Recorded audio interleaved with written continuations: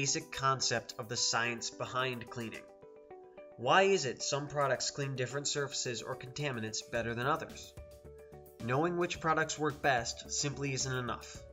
For example, say you're cleaning a shower with years of soap scum buildup, and 20 minutes into the clean, you realize you're running low on the washroom cleaner we use. What do? Add water to the cleaner? Switch to proxy? Maybe the degreaser will help. To start, what is cleaning? All cleaning can be boiled down to the removal of unwanted soil. The soil is simply unwanted matter. Whether it be actual soil from the ground or germs on the kitchen counter, it is all unwanted matter in the home. It is also important to note that soil makeup varies substantially geographically, not just state by state or around the country, but from house to house as well. If Mrs. Jones is always gardening outside and tracking dirt into the home, the in-home soil would be very different from Mr. Smith, who runs an auto detailing business in his home garage out back. The fact is, this difference in matter would cause you to adapt a different approach to the way you effectively clean the home. Additionally, the makeup of dust around the home is not necessarily the same from house to house. Most people are under the impression that dust is dead skin cells. This is only partially true. Skin cells are some of the dust makeup. However, dust may also be comprised of many other things. For example, if the house next door is under renovation, including a great deal of woodwork, then your house's dust will absolutely be comprised of wood shavings and other post-construction debris. In fact, it would be safe to say that if the weather conditions were perfect, the entire block of houses would have their soil makeup changed from one house being under renovation. The actual soil that will be removed can be broken down into two categories all cleaners understand: wet and dry.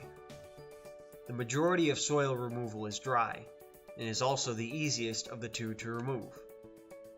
If soil can be removed without the use of wet chemicals, it should be. It's much easier to clean dry dirt than mud.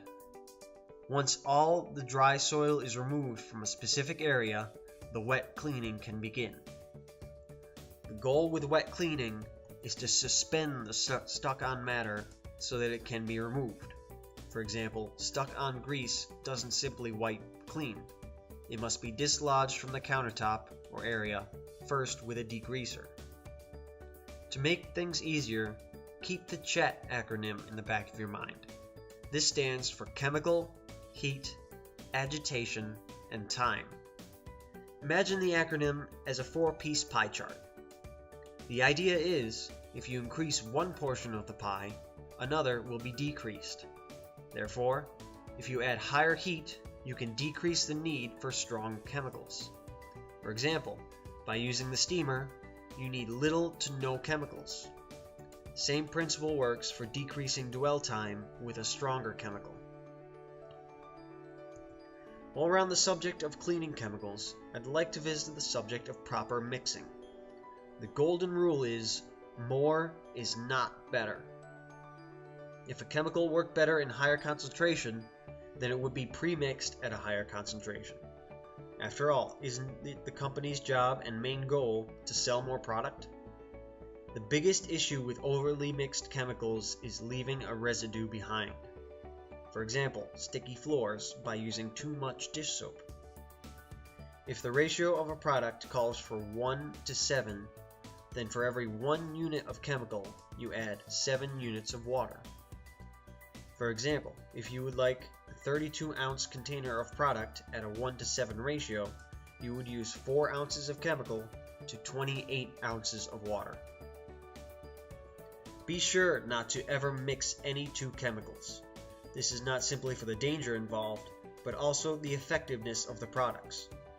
If you are trying very hard to remove a built-up soil with a high alkaline product and it will not break free, switching to a highly acid product will simply neutralize both chemicals.